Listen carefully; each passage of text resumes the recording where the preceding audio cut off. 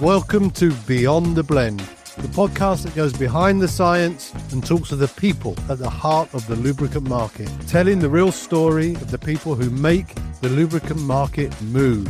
With real insight and honest conversations, we aim to show off the people side from across the entire lubricant supply chain. Join me, Steve Knapp, and Rob Taylor as we delve behind the scenes of the lubricant industry. Let's go. Let's kick off with this week's quick 5-5. Annie, heat wave or snow? Heat wave, without a doubt. Daytime social or nighttime party? Daytime social. 3 minutes late or 20 minutes early? 20 minutes early. WhatsApp or phone calls? Struggle with either, although I would probably say phone calls. Is that because the boss might be listening? I love phone calls. Yeah. Last one from me. Birthday or Christmas? Oh, Christmas. Oh, see, that's disappointing because I saw on social media recently it was your birthday. It was my birthday yesterday, yes. It was very nice, but Christmas is special for everyone. It is. So You're saying all the good words, so I appreciate that. Yeah. Annie, thank you for joining us. It's great that you've taken time out to do so, and I'm glad we didn't do this on your birthday as was originally planned. So thank you for doing that the day after. For those that don't know you, tell us, who are you? Where are you calling from? What do you do, Annie? So I joined the Blueprint event company team just 3 short months ago now, and my role within the business is sales operations director. So I manage the sales department and sales team and work very closely with other departments, our marketing team, our ops team, and our 2 co-CEOs, Ant and Paul. My background's always been in events, majority of the time on trade events. Prior to that, I was doing consumer shows. But yeah, I was local. I was working for another events organizer previously. And I was in touch with Ant through LinkedIn, actually, over the past year. It's a very small world within events, particularly in Brighton and Hove, where there's a few events organizations and everybody knows everybody. So we connected and we spoke about Blueprint, and I was incredibly impressed with what they had achieved, even at that point, which was very early days for the business. And then this year, we discussed this role, which was a new role that Ant and Paul decided to bring into the business. And here I am. It's been the best 3 months ever. I absolutely love it, and I couldn't be happier, really. It's such an amazing company. Brilliant. It's a real testament to what Paul and Ant have built, I think. Absolutely. I mean, the work that Blueprint are doing is amazing. You know, we've been fortunate enough to engage in a few of the events. We're partnering with the Lube Expo in Europe and across the world now, and the rate of expansion has been insane. Did you always want to work in events? When did you first know? Because my background is event. When did it start for you? It was funny, actually. I was doing fine art as my degree, and my goal at that point was to be a portrait artist. But then randomly, my husband, well, not husband at that point, my boyfriend at that point, his cousin and her husband came for lunch at his parents' house, and they said, "Oh, Charlie," which is my husband's name, "do you want to come and sell show guides for a bit of extra cash?" And Charlie couldn't do it, and I was studying at uni, and I said, "I'll absolutely do that." So rocked up to the Business Design Centre in Angel in Islington, London, in a show guide t-shirt. So that was very, very unflattering, with an equally unflattering bum bag full of coins, because we still had lots of coins and cash in those old days. And I was flogging show guides for £3 each, I think. And I just absolutely loved it. It was so beautiful. They had all these real flowers potted everywhere, loads of different booths full of anything you can think of that you might see in the pages of Country Living magazine, if anyone is familiar with that. So food and homewares and just lots of things with pictures of chickens on. But it was quite a magical feeling just seeing the pages of the magazine come to life, which was their exact kind of ethos behind launching those events. yeah, and even though I wasn't even inside, I had to sell the show guides from up and down the street. I just loved it. And I realized that I loved selling. I loved speaking to people. I loved the energy that a show like that created and the mood that it put everyone in. And yeah, I was just quite spellbound. So I kept on asking to come back and do it again. And I did it throughout my whole university days. So that was 3 years until they eventually started to ask me to come away with them to work, take the show guide t-shirt off and put on some sort of Laura Ashley outfit. I think it was the sponsors of the uniform back then, and sell the magazines instead. Wow. On the actual country living stand. So I got promoted and I did a few shows for them. So they did outdoor events, which were flower shows, horse trials, things like that. So Tatton Park, Hampton Court Palace and all those sorts of things. So we stayed away and had a lot of fun, too much fun actually. Burning the candle at both ends, I think, showing during the day and then hanging out with the exhibitors in the evenings. Yeah, we had a great time. And then after that, I got a full-time job with them. So yes, I was in B2C exhibitions for a few years in London. And then when I came back me and my husband decided to move back to Brighton when we were thinking about starting a family. So our family are based kind of around East Sussex way. And I found Diversified, which is my old company. And they do just trade events. So no B2C, just B2B. And they've got a few different portfolios under completely different sectors. So the lubricant sector, the lubricant supply chain, that's all brand new to me because my background in events post country living was hospitality shows, design shows, natural and organic shows, did a commercial kitchen show. I worked on quite a few, bounced around, did a few launches. But yeah, I mean, it's great. That's the great thing about working in exhibitions is that you have to completely immerse yourself in an industry that you might know nothing about. And then suddenly you have to become kind of an expert in that industry so that you can speak to your customer and understand their needs, figure out what that kind of their route to market is and everything else. So it's very fascinating. It is. It is. Yeah. And that challenge to learn things, I guess has that always been a curiosity of yours, learning new things? Is it? Do you get bored if you're doing too much of the same thing for too long?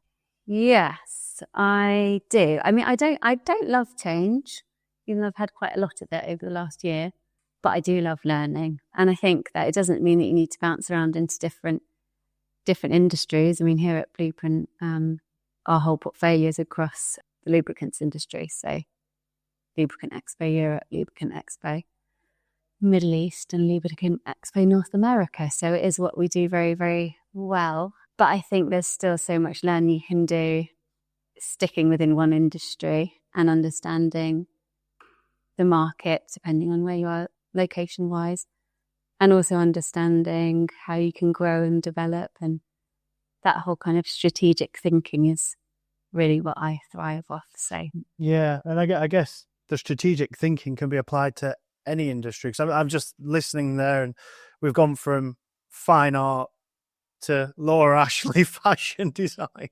into the lubricants space. It's certainly a segue, and I wanted to touch on that shift into the lubricants industry because Beyond the Blend is here to talk to people across the supply chain, new to the industry, and encourage those new voices and new people into the space where we can. You openly admit, I'm new to the industry. I'm not an expert in it yet. In fact, let's take a step back even before that. How did you feel when accepting a job in the lubricants industry? What was that experience? Talk us through that. Did you feel like it was a place for you? Were there questions raised? What did that look like? I didn't initially feel like it was the place for me. I did not anticipate working in the lubricants industry. It wasn't something that had ever crossed my mind, to be honest. And I said that to Ant and Paul when I came in to chat to them about the role. I was like, this is not something I've ever considered and I know nothing about.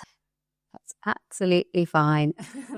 Because I think a lot of people that come into this industry, don't necessarily know anything about it. But they did reassure me that it was a very welcoming industry, and that I know to be true from not being in it for very long, but some of the events that I've attended already, it's just been amazing. I've never felt anything quite like it, with how warm and welcoming the people that I've already met and the friends that I've already made are. So it was very short-lived if I did have any trepidation about it, which maybe I did because it was completely out of my comfort zone from an industry's perspective.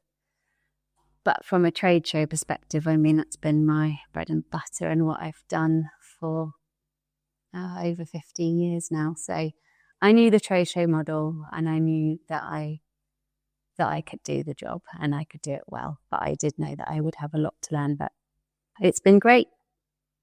Well, there is a lot to learn, but also I think, I'm sure those that also have worked in the lubricants industry for 30 years haven't worked in the events industry. So I think Exactly. everything marries together nicely, I think. And if we can support that and encourage that collaboration, I think better things. I completely agree. And I've always said that, and I sort of encourage my team to say it as well. You're never going to know everything, especially when you're dealing with an entire supply chain. Even people within the supply chain maybe don't know everything about the rest of the supply chain. So don't tell them I that. think not to get worried about that, and don't let that stop you having conversations and asking questions. Never be afraid to ask questions is my motto. No matter how silly you think they are, that there is no such thing as a silly question. But as trade show organisers, we are the experts in that field. So it doesn't matter what industry you work in. Once you're an expert in events and trade events, then you can be an expert in it in any sector that you work in, really. Now you've been working in the lubricants industry for how long? It's 3 months. 3 months. Is it a good space to work? Yes. I mean, this industry literally powers every single thing that we do. So it is the backbone to kind of everything that we make and create and use and consume and in society. So the innovation going on and the collaboration between individuals and looking at the future of lubricants and what's going on within the supply chain, looking at what's being worked on from a sustainability perspective. It's been fascinating, and I just I've felt very honoured because I've gone to a couple of conferences so far, and they're very intelligent people standing up on those podiums saying words I don't even understand, but those are the people that actually have the ability to quite literally change the world in some ways. So I mean, I know that might sound a bit cheesy, but I feel very privileged to be privy to hearing about what is going on in the industry and hearing about all these innovative solutions and massive steps forward as well. Yeah, one of the things that's always stuck with me, because my background is from outside the lubricants industry moving in, is on a podcast, this podcast, I interviewed Richard Camper, who at the time was the ILMA president, and it's always stuck with me. Every day's a learning day, as we say. I think he said something like 30% of the world's energy is lost through friction. So if lubricants can prevent that, then what a good thing. Exactly. I learned that stat very soon into the role, and I was blown away. I keep coming home and actually really boring my family, being like, did you know what I learned today about how they have to get to wind turbines? They're just like, oh my gosh, Annie, please stop.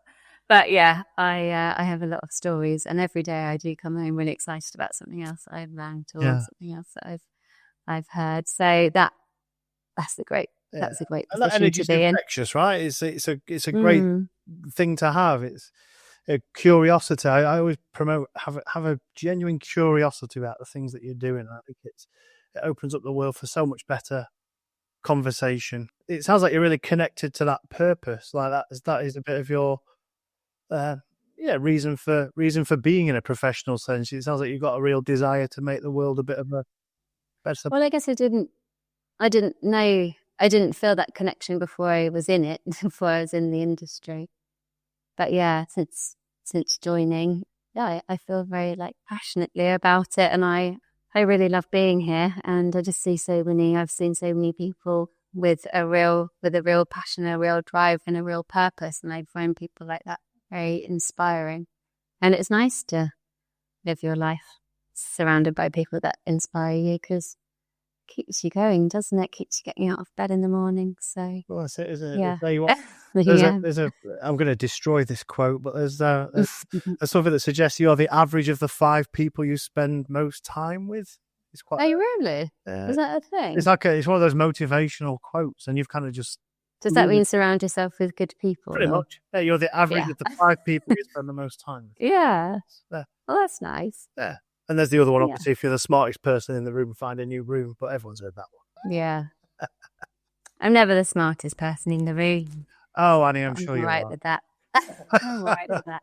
You did fine art at university. I'm sure you're a lot smarter than many. Exactly. Do you find any? I mean, that's a real intense degree, I'm sure. I mean, do you ever find you applying any of what you learned in university to what you do in work now? Well, funnily enough, before this role, actually, I missed out a bit of a bit on my CV when I was giving a full rundown earlier. But after I left Diversified, the trade show organizer that I was at for nearly 10 years, I left them, and for a short period of time, I worked for a design company. They did amazing stuff working with interior designers and architects, because at some point in my career I also was the event director of a interior design trade show as well. So done a few things, and I thought that I wanted to go into the design industry because of my fine art background, and I thought that was what I really, really wanted, and I was sort of longing for that, to go into a kind of creative industry within art or design. And I did it, and the role was fully remote, and I guess I didn't have a huge amount of influence over doing the bits I really love, which is about strategy and kind of sales campaign building and collaborating with marketing and, you know, big picture type things. That wasn't really within my role, and I felt very frustrated. I was working with lovely people, but I hated working fully remotely. I hated it. I got so lonely and so isolated after being an events person, where everything is about thriving in a community and face to face. Yeah, this role with Blueprint came up, and I was like, wow, I'm going from working in a fully design role to going into the lubricant sector. How is this going to feel? You know, am I making the right move? But I've told everybody, all my friends in past, I was like, I feel this role feels so much more creative to me. I've got all of that strategy and collaboration and working with people face to face and working with an amazing team, and it's that's what creativity now means to me. It's not it needs to be in art or design. It's about actually what your day to day is and how creative you can be. Yeah, I used to love that when I was in events, when it was like bringing people together. All these people are in this room because of something I've done. It was so nice, and I think that I was out of the event space fully during COVID, but I had a lot of contacts and friends still in it, and it changed them. Yeah, that isolation point that you mentioned is that it was fully remote. They weren't speaking to anyone, and it really disconnected them, I think, from their professional purpose. So I can kind of relate to what you're saying there. It's difficult, isn't it? It's weird. I thought I'd never been fully remote, and I thought it would be like the perfect setup. We live in a rural village, and I've got 2 young children.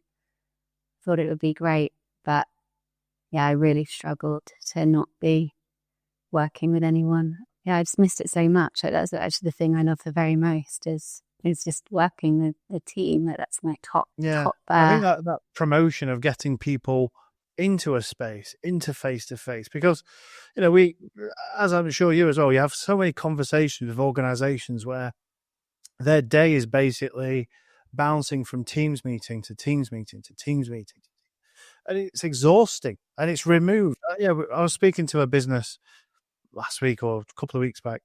Time doesn't matter, but you could see he was almost so sad that human side and human interaction piece had been shifted, because his buyers were putting him online. They were keeping him at arm's length. They didn't want to see him anymore. And it was like, it became more than work, because that was about him communicating and him recognizing his purpose. It was about getting in front of people. And if we forget that, then we're forgetting a sense of who we are. Exactly. That's what's so amazing about events, working in events in general, is that human contact and everything about your experience in terms of sight, smell, touch, all of it, all of your senses are evoked when you go to an event. And you're in it, you're in the moment, you're not removed, you're not detached, you're not watching something, but actually flicking through a screen, under the laptop, you're there and you're present and reliving in a world where it's very hard for people to be present. And it's not for, not for our own fault. I think that everybody's attention span is getting smaller and smaller as content and what is fed to us is there to get your attention, and it's short and it's sharp and it's quick, and then we're on to the next thing we're bored or we've lost interest of. And having that screen, it's just like there's facts around how people read things. And it was very interesting. I did a copywriting course a few times, and it was how much of the page people read on a printed piece of paper versus how much they read on a screen. And it was like fraction on the screen versus the physical printed piece of paper. And it's kind of like that in terms of, your interactions. You also feel maybe a little bit more like you owe each other a bit more respect, a little bit more attention, a little bit more time, because you're physically there, Is that a challenge that Blueprint are having to overcome? People almost saying, I know everyone on Zoom anyway. Or is there always like a clamour to not get back in the room, because we've been able to get back in the room for a few years now, but has it changed habits? Whereas it used to be, we go to conferences to meet people. So has the purpose of the event changed? From what I have seen, no, not at Blueprints, because in terms of the 3 shows that we have, I've never seen anything quite like it with how quickly those shows are growing with Lube Expo Europe. It's just astonishing. It's just going from strength to strength. I've worked, as I say, on quite a few different events, and I've done a few launch events, and I've done a few events that haven't been going for years and years. And never seen anything so strong as I have on these shows. And the same goes for our launch in the Middle East and where that's at already. And we're 7 months out. I'm just blown away by the uptake and the enthusiasm that the industry has for needing that show to take place. And the same for North America. It's just amazing. So not that I can see. I don't know if the sales team would say any different. I do, however, think that generally across events and throughout my time on trade shows, especially since COVID, that has been a real issue, has been a real thing, that people are more hesitant because it feels easier and might feel cheaper to do versions of things online. Yeah, you see some of those stands in expos. It is a sizable investment, not only money but time as well. Yeah, taking their whole team out on the road for many days, different countries. Exactly, it is. People are using those spaces to almost meet their customers as well. So there's almost like another benefit to getting in the room as well, right? But that's the thing, and those are the conversations I was having with so many of my clients and in the past, and particularly over the last 5 years. It's also about kind of perspective on what businesses want to achieve and how they're going to get there, because usually they want to achieve increasing a certain amount of business, making more money, making more connections, making more leads, having more meetings, getting in front of the right decision makers, launching a new product, and all those things. It's how are you going to get there? I might do lots of virtual meetings, but how are you going to set those up? Because how are you going to get the contact details? How are you going to get in front of the person that you need to speak to pitch the product? Do you know them already? No, I don't. Well, how are you going to meet them then? How are you going to get there? What are the steps you're going to take? And it might be, well, now we have to travel. I've got to send my whole team out to go to in-person meetings, perhaps perhaps all around the world, and so we need to fly to individual meetings. How long is that going to take? How much is that going to cost? How much time are you going to spend doing it? How effective is it going to be? Because you don't even know how you're going to meet that decision maker, to get that meeting set up, to fly to the place, to meet them in person, to then look at, and the list goes on and on. So yes, it's there's no doubt that doing trade shows is not cheap, but I think in the big picture, what trade shows do, as long as you're picking the right one, is gives a brand a shop front for 3 days to have access to absolutely thousands of potential customers that they might never have met before, might never meet if they don't kind of attend. And it saves time.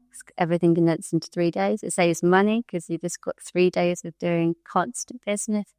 It's a direct route to their market. So it's an unparalleled opportunity. So as long as you're picking the right ones, because there's a lot of trade shows and a lot of options. But quite a packed calendar of events, isn't it? Yeah. Don't miss Lubricant Expo Europe from the 16th to the 18th of September at Messe Dusseldorf, Germany. With 200 exhibitors covering the entire lubricant value chain and over 4,000 visitors, including industry leaders, OEMs and end users. It's the must-attend event of the year. Register now to attend for free. Head to lubricantexpo.com/EU. Let's shape the future of lubricants together. Annie, I want to just shift a bit of focus into a bit more of your life outside of the event space, around balance and boundaries and stuff. I think you said you got two kids. I got 4 kids. Have you? How do you do that? Yeah, I was going to ask you the same, because I always look for advice. How do you manage loving what you do at work, new at work? It probably involves a lot of travel, and therefore time away. How do you find that? Has it been something that's come quite natural to you, or is it a challenge? Do the kids know that mom was just away for a bit? What does that look like? Yeah, I mean, I do have a very supportive husband, and he works for himself, which helps, so he can kind of do his own timetabling. So we do kind of make it work. It hasn't always come naturally. There has been, I felt very anxiously with my children when they were a bit younger. They're just about 10, 8 and 5 now. So it's still little. And I have got to the point at times in my life, in my career, where it's all felt too much when they were, little, toddlers or babies. And I was going here, there and everywhere and working full time. And COVID wasn't easy. My husband got made redundant and I had to return to work early when my baby was, he was 7 months old at that point, which wasn't what I intended. And yeah, I have got to the point of sort of burning out and finding the balance hard. But I do feel completely out the other side of that. I think it is about working, again, how the organisation you work for handles that. And here at Blueprint and Paul, they're very accommodating. They make it clear that kind of family and health comes first. So I really appreciate that. There will be travel. I've always had to travel internationally to visit trade events, and sometimes it's something you really look forward to, especially depending on where they are. And sometimes, it feels a little bit gut-wrenching, leaving kind of half your heart behind. But I do love traveling, and I do love my job, so I am lucky in that sense. But yeah, it's always a juggle. Every day is a juggle. Every day is like, oh, Grandma's ill today, and now she can't go and get the kids, and now that's panic booking after school club, and then Charlie, you finish work at 4:30 to, it's just like that every second. So there's never a day where things feel like nice and smooth sailing, really, but we make it work. So No, I'd love to know what it looked like a few generations ago when everything was easy and smooth sailing. Because it seems like there is a real constant juggle and battle around it all, and sometimes you're expected to be one place where you just physically can't. It's I know, because we're now living in a time where often both parents do have to work full time. But yeah, Charlie's mum was a stay-at-home mum. My mum was single mum, but she was stay-at-home. And yeah, even speaking to the grandmothers, they're amazing, supportive. But luckily, you've got a family around as well. That's a massive massive factor Yeah. to us getting by. But they don't get it. It's just like, No, I was just going to They say, do yeah, it's an interesting Yeah. perspective. It's just got me thinking there. It's like we are almost the first generation where it's not possible to have only one person in the household working. It's become even my mum and dad could pretty much afford their first home when my dad just worked for the local council. He wasn't my mum didn't have to work. Whereas now there's absolutely no chance. And you're Yeah, right, it does exactly. create a sense of almost a bit of guilt creeps through. It's like, well, we didn't need the help in our age. It's like, well, you need it now. So yeah, exactly. A little bit of guilt and a little bit of resentment in a way, It's just like, this is not the same scenario, because the house that you guys owned and bought for £80,000 is now worth 1.3 million. So it's just not the same. But winner for that, but right? yeah, I know they sold it before it was 1.3 million, unfortunately. But I've looked it up on Rightmove. Yeah. So I did. But yeah, I mean, on the flip side and on the more silver lining, I guess, like, it is important to me as a role model to my kids, so that they see what hard work looks like. And we we bought our house last year. We absolutely love it. We probably can't afford it, but it was important because I was very obsessed by the idea of buying a family home and having something that the kids would grow up in.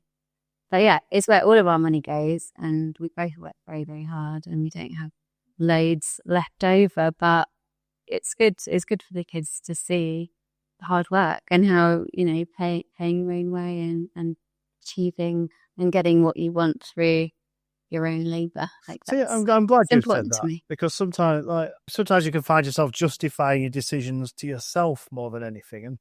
And I can relate to what you just said, because it's like, well, I want to work in a way that shows the kids that there aren't boundaries to what they can do.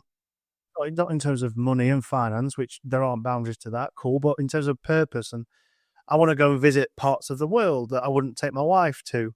So, for example, we've been to Belgrade for work. I wouldn't take my wife necessarily for a long weekend in Belgrade, but for work, it's great. And I think if I can show that to my kids that this is possible, then for me, it keeps that motivation going. Yes, it's fun to see places. I love traveling around the place. It's great. But it's also in a way for them. And I know that sounds like I'm justifying time away and stuff, but they're so excited to know where I've been. And they're asking about different cultures, and they're asking what to do.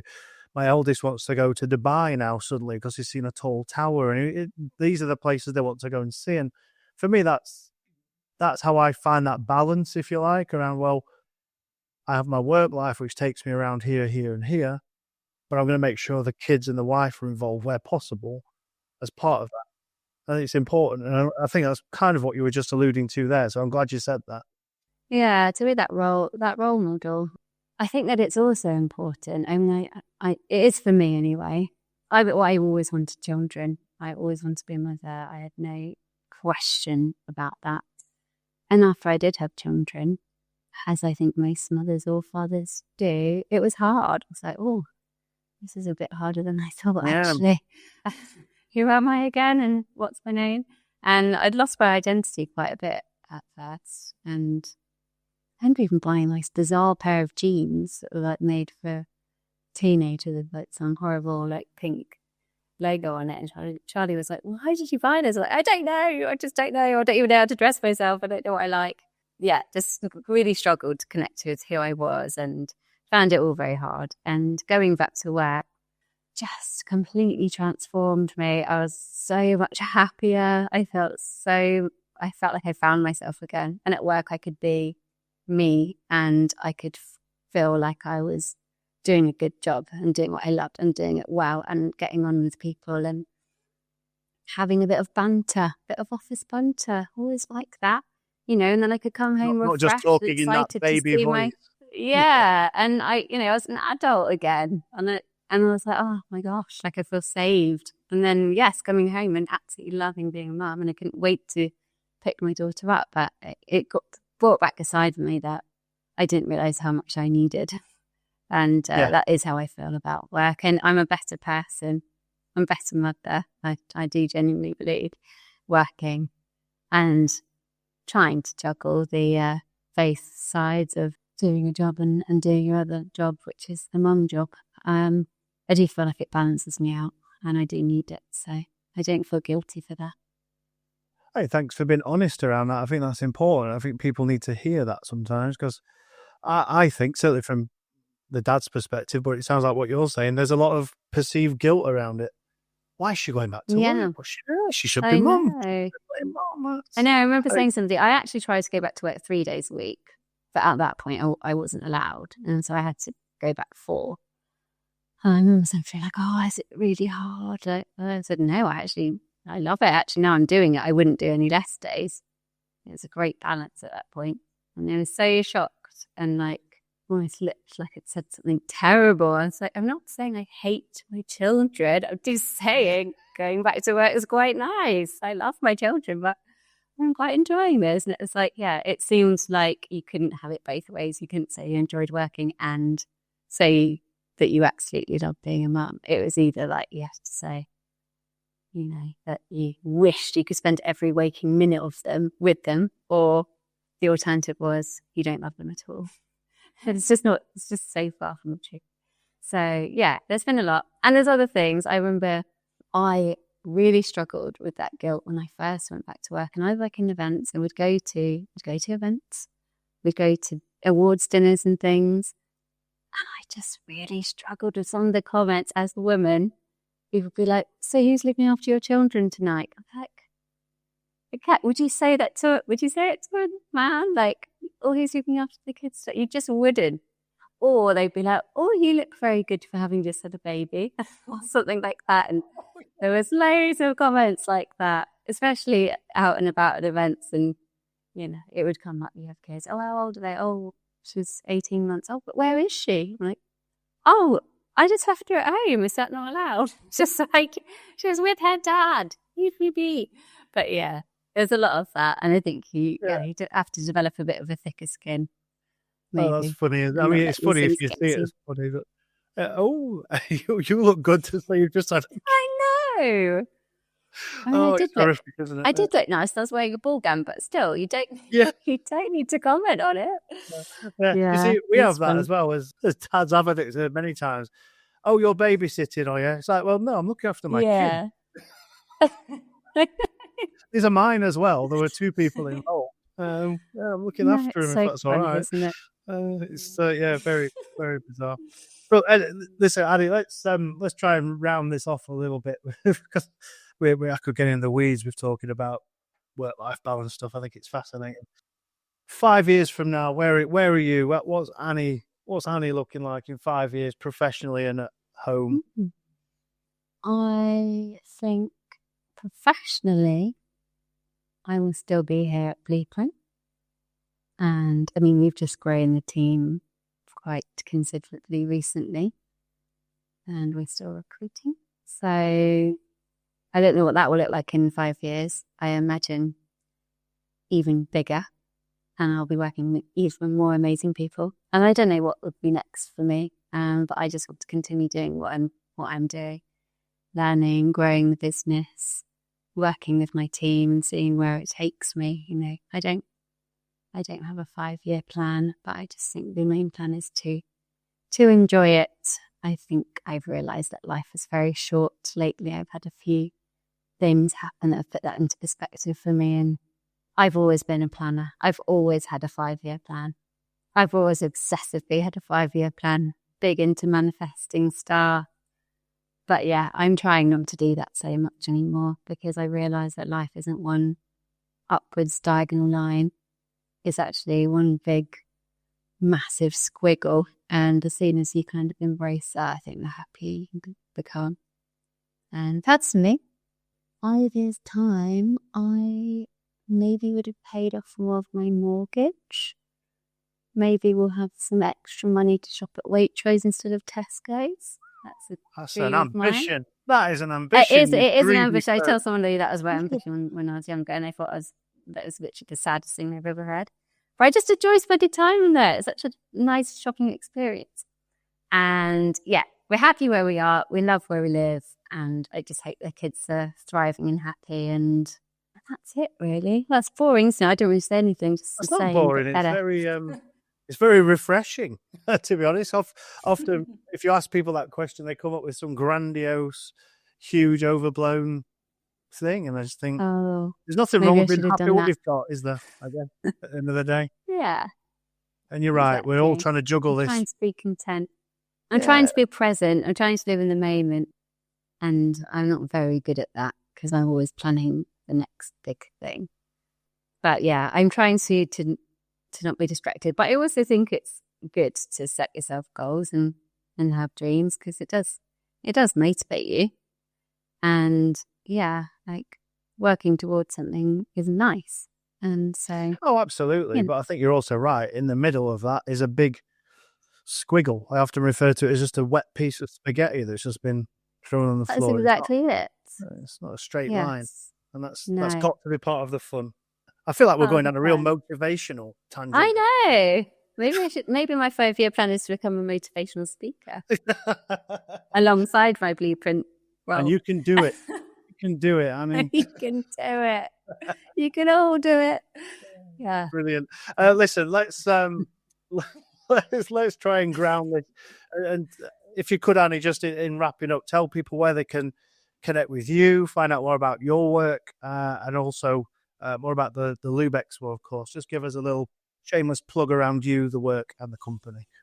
Yes. So you can find me, you can connect with me on LinkedIn. We're launching Lubricant Expo in Dubai, which is running for the first time next year, which we are so excited about. I mentioned it earlier, and I've just never seen anything quite like it, especially for the first event. It's astonishing. And that's going to Dubai Festival City, 20th to 22nd of January. And then the last stop for Lubricant's portfolio is in North America. So back to Detroit for Lubricant Expo North America. I haven't been to Detroit. I haven't been to Dubai. And I'm very, very excited to be attending myself. So that's at Huntington Place, Detroit, 17th to 19th of March. Fabulous. It's going to be good. And hopefully, I will see. My intention, hopefully, if I can figure it out, is to get to Detroit because I've never been to Detroit, and I'm desperate to get there. Ooh, where should we go for a drink? Anywhere that plays some rock and roll music, which is Oh, what okay. Detroit is. Detroit Rock City. It's a Kiss song. Check it out. That sounds fun. Perfect. We'll see you there. Annie, it's been a pleasure chatting to you. You Thank too. you. Thank you Thanks for for having doing me. so. See you soon. Bye. Bye. Don't miss Lubricant Expo Europe from the 16th to the 18th of September at Messe Dusseldorf, Germany. With 200 exhibitors covering the entire lubricant value chain and over 4,000 visitors, including industry leaders, OEMs, and end users. It's the must-attend event of the year. Register now to attend for free. Head to lubricantexpo.com/EU. Let's shape the future of lubricants together. Thanks for listening to this episode of Beyond the Blend.